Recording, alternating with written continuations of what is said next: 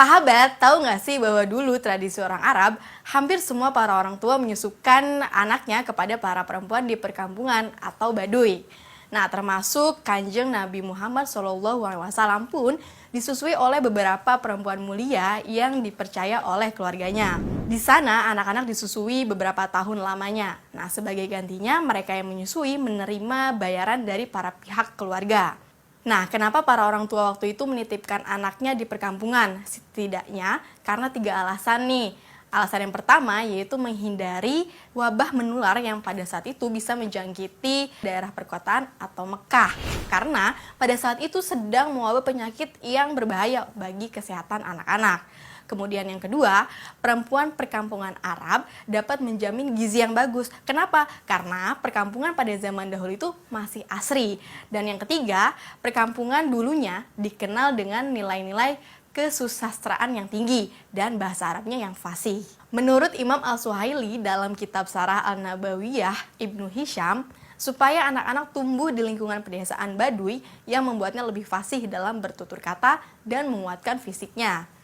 Suatu ketika, Sayyidina Abu Bakar As-Siddiq bertanya kepada Rasulullah SAW, "Aku tidak melihat orang yang lebih fasih darimu ya Rasulullah."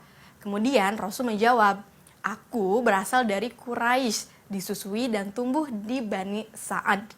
Sahabat, Nabi Muhammad ini kan juga disusui oleh beberapa perempuan mulia.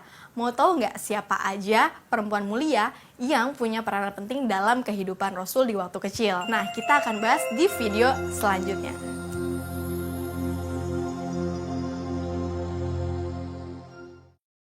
Sahabat, video sebelumnya kita udah bahas nih bahwa fasih dalam bertutur kata yang dimaksud Abu Bakar As-Siddiq tidak sekadar benar dalam bunyi pelafalan yang diucapkan, tapi mencakup semua aspeknya dari mulai gramatika, kekayaan kosakata, ketepatan lafal, sampai mampu menggubah syair yang menawan.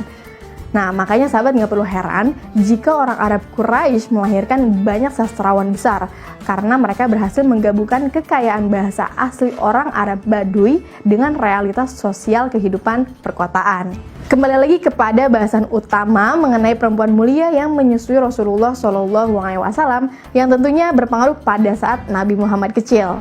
Menurut sebagian besar riwayat, ketika baru lahir Rasulullah disusui oleh ibunya sendiri selama 7 hari.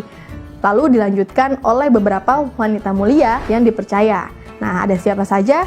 Yang pertama itu ada Thuwaibah Al-Aslamiyah.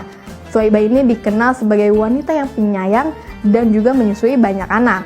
Beberapa di antaranya ada Abu Sufyan bin Harits bin Abdul Muthalib, kemudian ada Abu Salimah bin Abdil Asad, dan tentu saja Kanjeng Nabi Muhammad SAW. Thuwaibah tercatat pernah menyusui Nabi hanya dalam waktu yang sebentar, sekitar 4 bulan.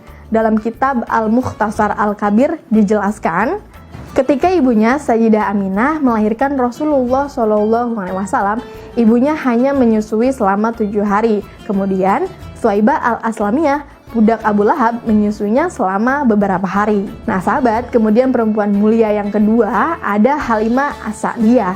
Seperti apa kisahnya? Simak di video selanjutnya.